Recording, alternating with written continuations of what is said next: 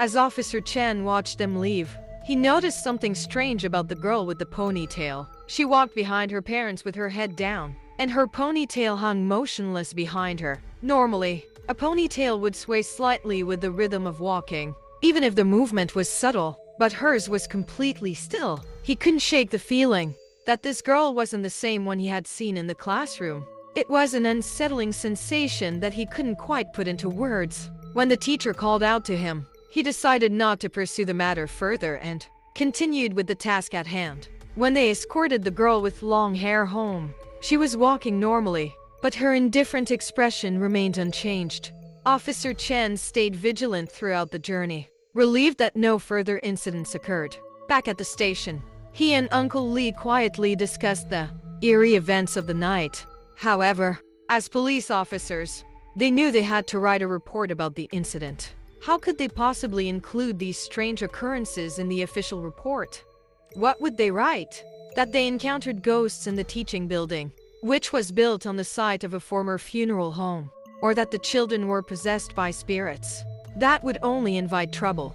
So with an unspoken understanding, they decided to treat this as a simple case of teenagers going missing. Less than a week after the incident, Uncle Lee was on a case in the city center at a hospital, gathering some information. As he was about to leave, he ran into the class teacher from the previous encounter. He greeted her, but she seemed not to recognize him at first. When he reminded her of their previous meeting, she became friendly and chatted with him. Uncle Lee inquired about the students involved in the strange event, only to find out that one of the girls, the one with the double braids, round face, and glasses, was hospitalized in that very hospital. Her family had brought her in because she had been running a high fever since she got home. Uncle Lee, still curious and concerned about the unusual events, asked if he could see the girl. The teacher seemed a bit reluctant, but Uncle Lee insisted on just a quick visit. She eventually agreed and led him to the girl's ward.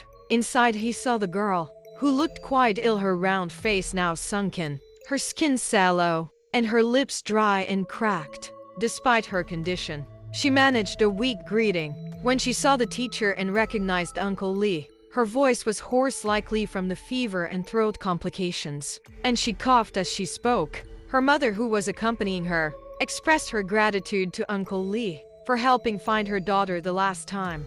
During their conversation, the topic shifted from the girl's health to the events of that night.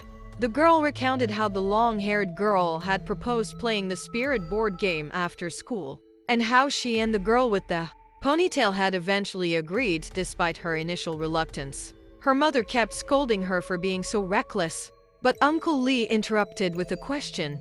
How did you get the key to that classroom? The girl replied that they didn't have the key. They had only planned to play in the third-floor hallway, but the girl with the ponytail, who had gone to the restroom at the end of the hallway, found an unlocked classroom and suggested they play inside for more privacy. This revelation troubled Uncle Lee. The gatekeeper had clearly stated that all the classrooms were locked and checked by him and the teacher. How could one classroom have been left unlocked? Moreover, the girl claimed they had entered the building around 7 p.m., prepared their props, and started the game only to be found almost immediately. This timeline didn't match Uncle Lee's memory of finding them after p.m. Despite his many questions, he didn't press the issue further, as the girl was not a suspect and couldn't be interrogated like one. He left the hospital with a sense of unease, unable to shake the feeling that something was very wrong, but too busy with other work to dwell on it. A week later, Officer Chen approached Uncle Lee privately and asked if he read the three girls from their previous case. Uncle Lee confirmed that he did. Officer Chen then shared that he had passed by the high school recently and noticed that the gatekeeper had been replaced. Upon inquiring, he learned that the previous gatekeeper had died suddenly from a heart attack at home without leaving any final words. Officer Chen felt something was off, so he went to the school and found the class teacher from that night.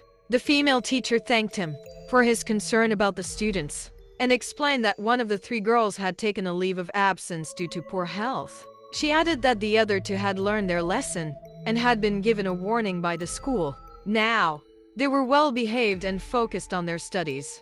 As he recounted this to Uncle Lee, Officer Chen suddenly said, "I feel like that teacher is strange. It's like she's not the same person anymore." Uncle Lee was intrigued and asked him to elaborate. Officer Chen explained, "It's like she's a completely different person. There's a detail about her. She wears big black-rimmed glasses. People who wear glasses often have to push them up. This action is subtle, but everyone has their own way of doing it. Once you get used to pushing your glasses up a certain way, you don't change it." He continued, "But when I talked to her this time, the way she pushed her glasses up was different from that night. That night she kept pushing them up with her right index finger. Was different from that night. That night she kept pushing them up with her right index finger.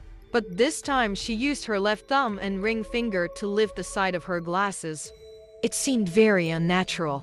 As soon as he said this, Uncle Lee's mind flashed back to the hospital. He remembered feeling something was off, but hadn't been able to put his finger on it. Now it made sense. The teacher had pushed her glasses up in the same way that night. Officer Chen added, "The more I looked at her, the more unfamiliar she seemed. Her voice and appearance were the same, but it was like someone I'd never met before was wearing her skin and talking to me." Officer Chen concluded, "Let's just let this go. She's not a suspect, and we shouldn't go out of our way to observe her. Maybe we're just overthinking things." Uncle Lee nodded in agreement. The next afternoon, Uncle Lee was on duty and happened to pass by the school just as it was letting out. He saw the three people from that night: the class teacher and the two students, the one with long hair and the one with a ponytail, walking out together. Despite the busy crowd of students leaving school and the distance across the street, he noticed them. As soon as they saw him, all three of them smiled at him simultaneously. Their smiles were identical and eerily reminiscent of the unsettling grin he had seen on the long-haired girl's face that night as they were walking down the stairs. Lips pursed, corners of their mouths turned up, hollow eyes, and a forced, insincere expression. It was as if someone was manipulating their smiles with their fingers. Uncle Lee quickly looked away, unable to bear the sight. The three of them didn't approach or greet him. Instead, they turned left and walked away. Now so much time has passed. If those kids were normal, they should have graduated from university and entered society by now. But whether they have followed the typical path of university, jobs, relationships, marriage, and children, Uncle Lee don't know. Since that night, the strange behavior of the two students and the class teacher, along with many questions and mysteries, remain unresolved to this day.